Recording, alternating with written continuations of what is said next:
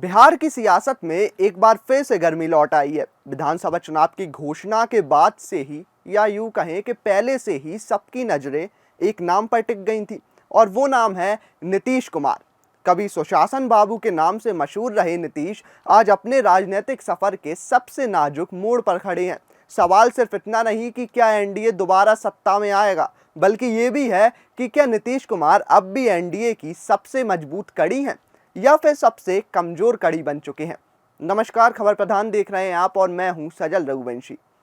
दरअसल बीते कुछ महीनों में नीतीश कुमार की छवि पर कई वार हुए। राज्य में सनसनीखेज हत्याएं, पुलों का गिरना और प्रशासनिक लापरवाही के मामले सुशासन बाबू की पहचान को झकझोरने लगे। विधानसभा के अंदर और बाहर विपक्ष लगातार उन पर हमलावर रहा। इसी बीच आरजेडी के नेता तेजस्वी यादव ने चुनावी रैलियों में दावा किया कि अगर एनडीए सत्ता में आया तो भाजपा नीतीश को दोबारा मुख्यमंत्री नहीं बनाएगी। लेकिन जैसे ही ये बयान चर्चा में आया, भाजपा ने तुरंत सफाई दी।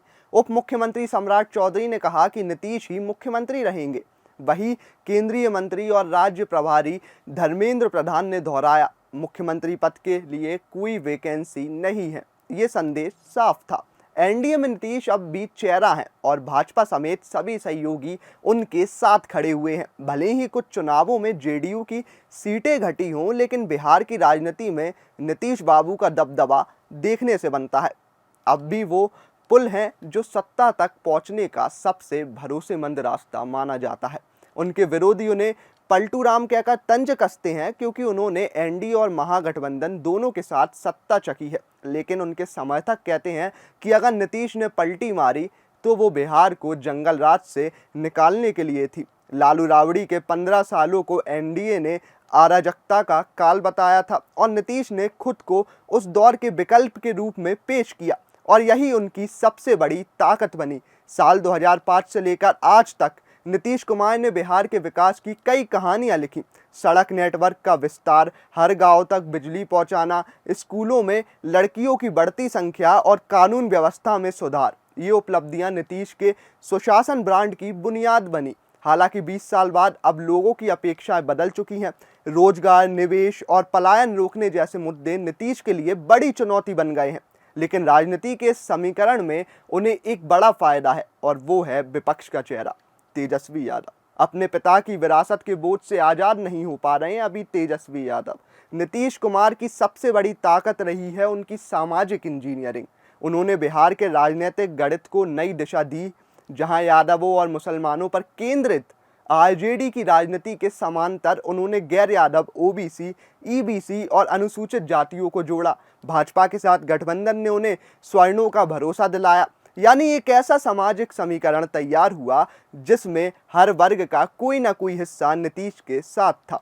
बिहार की राजनीति में महिलाओं को शक्ति देने का श्रेय भी नीतीश को जाता है। उन्होंने सरकारी नौकरियों में 35% आरक्षण, स्थानीय निकायों में 50% आरक्षण और हाल ही में 1.20 करोड़ महिलाओं को 10,000 रुपये की सीधी सहायता दी।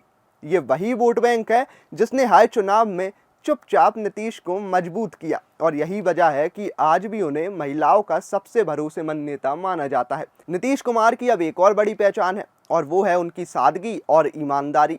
अब आप ऐसे सोचिए कि 2 दशकों के कार्यकाल में वे किसी भी बड़े भ्रष्टाचार के आरोप से बचते रहे हैं।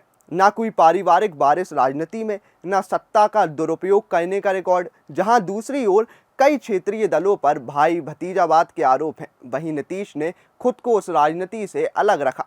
यही उनकी छवि को अब भी साफ सुथरा बनाती है। इस बार के चुनाव में बीजेपी का साथ नीतीश के लिए वरदान साबित हो सकता है। स्वर्ण, गैर यादव, ओबीसी और ईबीसी समुदाय में भाजपा की मजबूत पैठ नीतीश को सीधा लाभ दिला सकती है। खुद प्रधानमंत्री नरेंद्र मोदी रैलियों में आरजेडी के जंगल राज की वापसी से मतदाताओं को आगाह कर रहे हैं और नीतीश को बिहार के लिए स्थिर और सुरक्षित विकल्प बता रहे हैं। अब 74 साल के नीतीश कुमार बिहार की राजनीति के सबसे अनुभव खिलाड़ी हैं। उनके लिए ये चुनाव सिर्फ सत्ता में वापसी की लड़ाई नहीं, बल्कि विश्वास की पुनर्स्थापना की जंग है। क्या सुशासन बाबू अपनी छवि को फिर से बचा पाएंगे? क्या जनता उन्हें फिर से मौका देगी या फिर बिहार की राजनीति एक नए मोड़ पर पहुंचने वाली है? अब आपको क्या लगता है? ये सभी सवाल मैं आप तक छोड़ता हूं और आपको जो भी लगता हो हमें कमेंट बॉक्स में ज़रूर बताएं। धन्यवाद। वीडियो अच्छा लगा हो तो लाइक कीजिए, शेयर कीजिए और कमेंट बॉक्स में हमें ज़रूर बताइए।